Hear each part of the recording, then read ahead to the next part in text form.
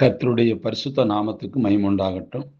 ஆண்டவரும் உலக இரட்சகருமாக இயேசு கிறிஸ்துவின் ஈடு இணையற்ற என்ப நாமத்தில் உங்கள் யாவரையும் வாழ்த்துகிறேன், வரவேற்கிறேன். கர்த்தருக்குள்ளாக உங்களை ஆசீர்வதிக்கிறேன். கர்த்தர் தாமே இந்த நாளிலும் உங்களை ஆசீர்வதித்து பாதுகாத்து வழிநடத்துவாராக. பிரியமானவர்களே, தியானிக்கும்படியாக எடுத்துக்கொண்ட பரிசுத்த வேதாகமத்தினுடைய பகுதி எண்ணாகம புஸ்தகம் 11ஆம் அதிகாரம் 6வது வசனம். எண்ணாகம புஸ்தகம் 11ஆம் அதிகாரம் 6வது வசனம். இப்பொழுது நம்முடைய உள்ளம் வாடி போகிறது. இந்த மன்னாவை தவிர நம்முடைய கண்களுக்கு முன்பாக வேறொன்றும் இல்லையே என்று சொன்னார்கள்.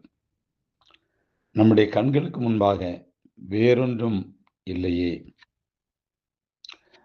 பிரியமானவர்களே, கானானை நோக்கி பயணம் செய்த இஸ்ரவேல் மக்களுக்கு அந்த பயணம் சூழ்நிலைக்கு ஏற்ற நல்ல உணவைத்தான் தேவன் கொடுத்தார். மன்னா என்ற அந்த உணவு தான் பயணத்திற்கு பொருத்தமானது என்று அவர் கண்டார். ஆனால் அவர்களுக்கு அந்த உணவு சலிப்பை கொடுத்தது. இந்த அற்பமான உணவை தவிர இங்கு வேற என்ன இருக்குது என்று அவர்கள் முறுமுறுத்தார்கள். அவர்கள் சொன்னது சரிதான். அவர்களுக்கு சலிப்பேற்றப்பட்டது நியாயம்தான். என்னதான் தேவாமிர்தமாக இருந்தாலும் 40 ஆண்டுகளுக்கு ஒரே விதமான மெனு என்றால் யாருக்கு தான் சலிப்பு வராது? ஆனால் இதுக்கு காரணம் யாரு? அவர்கள்தான் காரணம். ஒரு சில வாரங்களில் போய் சேர முடிந்த ஒரு இடத்திற்கு போய் சேர 40 ஆண்டு காலம் எடுத்துக்கொண்டது இஸ்ரவேலின் கீழ்ப்படியாமையினால். சில திருச்சபைகளுக்கு விசேஷ செய்தியாளர்கள் வரும்போது அவர்கள் புதிதாக ஏதாவது சொல்ல வேண்டும் என்று விசுவாசிகள் எதிர்பார்க்கிறார்கள். ஆனால் அவர்கள் ரட்சிப்பு, மனம் திரும்புதல் என்று ஏற்கனவே கேட்டு கேட்டு சலித்து போனவைகளையே பேசினால் சோர்ந்து போகிறார்கள். இவர்களுக்கு புதுசா சொல்ல ஒன்றுமே இல்லையா என்று யோசிக்கின்றார்கள். ஆனால் இதுவரை ரட்சிப்பின் அனுபவம் பெறாதவர்களுக்கும் மறுபடியும் பிறந்த அனுபவம் பெறாதவர்களுக்கும் பரிசுத்தமாக வாழ்வதை தெரிந்து கொள்ளாதவர்களுக்கும் வேறு என்னதான் பேச முடியும்? ரட்சிப்பின் அனுபவம் பெறாதவர்களிடம் போய் ஆவிக்குரிய ஆழமான ரகசியங்களை சொன்னால் அவர்களுக்கு அதனால் என்ன பலன் கிட்டும்? அஸ்திபாரமே போடாத நிலையில் அரண்மனையை கட்டினால் அது எப்படி இருக்கும்? ஆவிக்குரிய வாழ்க்கையில் வளர்ந்து கொண்டே இருக்க வேண்டும். புதிய புதிய அனுபவங்களை பெற்றுக்கொள்ள வேண்டும். புதிய புதிய பாடங்களை கற்றுக்கொள்ள வேண்டும். புதிய புதிய மகிமையான காரியங்களை காண வேண்டும்.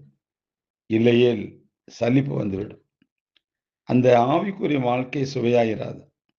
ஆவிக்குரிய வாழ்க்கை என்பது வெறும் ஜெபம், வேத வாசிப்பு, ஆராதனை, துதிகள் போன்றவைகளோடு நின்று விடாமல் நதி போல ஓடிக்கொண்டே இருக்க வேண்டும்.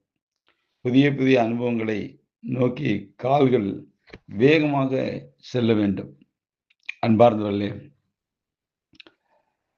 அறையில் தேவனை தேட மனம் இல்லாதவன் ஆலயத்தில் தேடினாலும் காண மாட்டான்.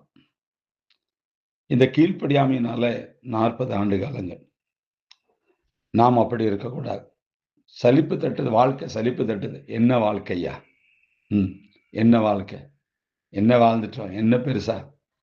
இது காரணம் யாரு? தேவனா? இல்லை, நாம் தெரிந்து கொண்ட விதம்தான். தேவனுக்கு நாம் கீழ்ப்படிந்திருந்தால் அந்த வாழ்க்கை இன்பமாக, இனிமையாக, சந்தோஷமாக, மகிழ்ச்சியாக, ஆறுதலாக இருக்கும். ஆனால் நாம் சலித்து கொள்ளுகிறோம். இது என்ன வேலை? என்ன சாப்பாடு? என்ன பொண்டாட்டி? என்ன பிள்ளைகள்?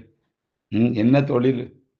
இப்படி பல வகையில் மனிதனுடைய வாழ்க்கையில் அவனுக்கு சலிப்பு தட்டுது. சலித்து கொள்ளுகிறான். நம்முடைய உள்ளம் வாடி போகுது. இது இந்த மன்னாவை தவிர வேற ஒன்றுமே இல்லையா?